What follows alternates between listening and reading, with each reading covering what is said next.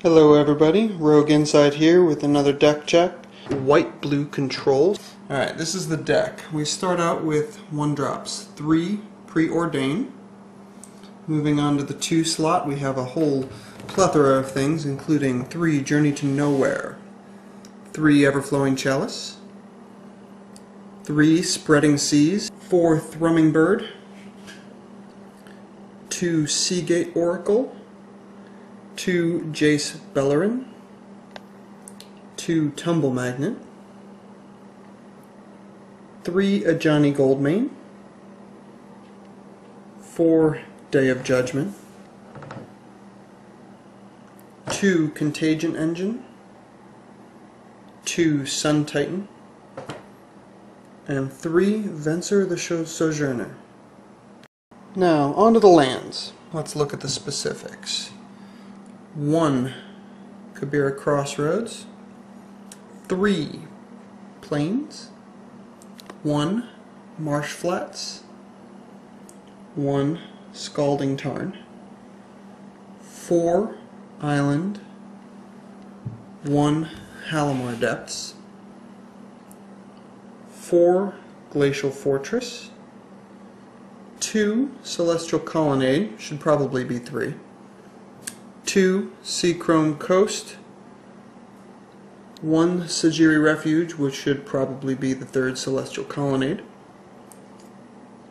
3 Tectonic Edge, and 1 Mystifying Maze. Now, my sideboard. We start out with 4 Revoke Existence, just a great card in this format. 3 Luminarch Ascension, probably the best threat against the control deck there is. 2 Baneslayer Angels. 1 Jace Beleren. 1 Journey to Nowhere to round out the 3 in the main deck. 2 Ratchet Bone, just an uber useful card. And 2 Condemn. So I run to start out 3 Journey to Nowhere. This card is just so good in Standard right now. You don't want things to go to the graveyard when it could just get stuck under your opponent's Mimic Vat. And, for example, Eldrazi monsters that can't be targeted by spells can be targeted by Journey to Nowhere. I'm looking at you, Emrakul. Alright, for 2 mana, hard to get a better answer. Tumble Magnet. Although most people are going to think, why play Tumble Magnet? This card answers just about every single threat in the format. It taps down their man lands, it taps down for an extra 2 mana their Frost Titan before it can attack and tap down one of your things, probably the Tumble Magnet. And it can get bounced with Venser or proliferated to put on counters. You'd be amazed how long your Tumble Magnet sticks around in this deck. And in a deck that needs to push through damage against me, Tumble Magnet makes you commit more creatures to the board, which means that you walk right into the 4-pack of Day of Judgment. And last, but certainly not least, Contagion Engine. So let's take a look at the proliferate portion of the deck. The ability to be able to proliferate for free is extremely relevant. And in the late game, Contagion Engine just gets nuts. Now, the cards in the main that have counters on them that are extremely useful. Your Acceleration, Everflowing Chalice, is mostly there for a turn 3 Day of Judgment or a turn 3 Ajani Goldmane, but can also easily get up to 5, 6, 8 counters on it in the late game when you're consistently proliferating with Contagion Engine or Thrumming Bird. Tumble Magnet is a very resilient threat suppressor. Jace Beleren, draw a card every turn for free, thanks to Thrumming Bird. If you have more than 1 Thrumming Bird or a Contagion Engine out, you're actually gaining counters on Jace Beleren while still using its -1 ability. Ajani Goldmane. Ajani Goldmane is good in just about every matchup. He gains you life in the aggro matchups, and he makes all of your creatures rather significant threats in the control matchup. And last but not least, the card that the deck is really built around, Venser the Sojourner. Probably my personal favorite card in Scars of Mirrodin. Absolutely love this Planeswalker. His +2 ability is one of the most fun things I think you can do in the game. Venser bounces everything in this deck, including Ajani, Jace, Tumble Magnet, Contagion Engine, Seagate Oracle, Spreading Seas, Journey to Nowhere, Sun Titan, Kabira Crossroads, Halimar Depths, and just about everything else. The card is just bonkers, and that's just its its +2 ability. Its -1 ability becomes extremely relevant in the late game, where you have Thrumming Birds on the board, probably with a Sun Titan as well.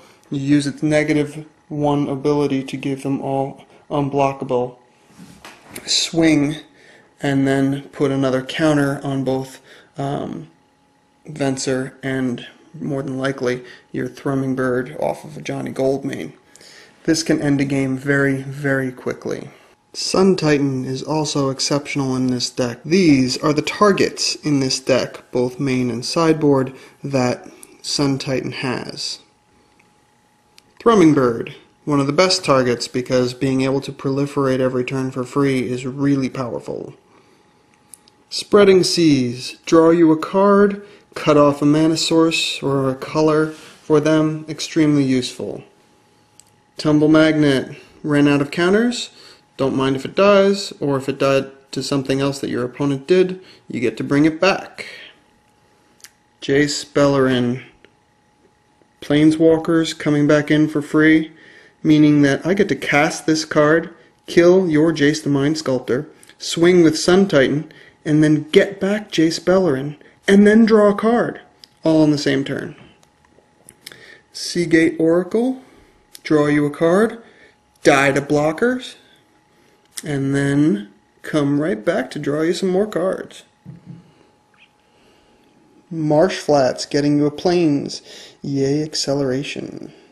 Scalding Tarn, getting you an island, again, yay acceleration. Tectonic Edge, killing their mana base.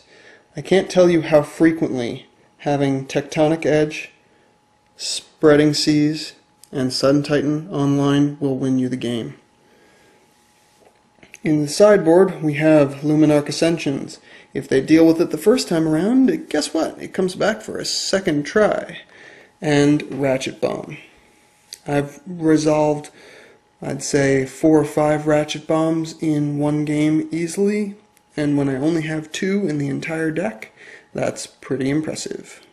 Okay, let's talk about sideboarding. Against aggro decks, the cards out of the board that you want are Baneslayer Angel, Ratchet Bomb, the 4th Journey to Nowhere, and the 2 Condemns. The cards out of the main that against most decks you will take out are 2 Spreading Seas, 2 Jace Beleren, and 3 Preordain. Believe it or not, those cards are not very good in that matchup, as they will either be ignored or not very useful, and you don't want to be spending a turn in the early game searching for answers only to die before you actually can use the answer that you find. Now, if you are on the play, you might want to keep in your Spreading Seas to keep them off a color, in which case I would take out 2 Thrumming Bird,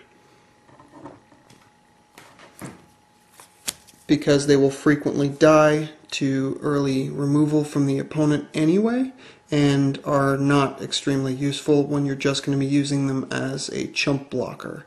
So put the spreading seas back in when you're on the play, and when you're on the draw, take them out.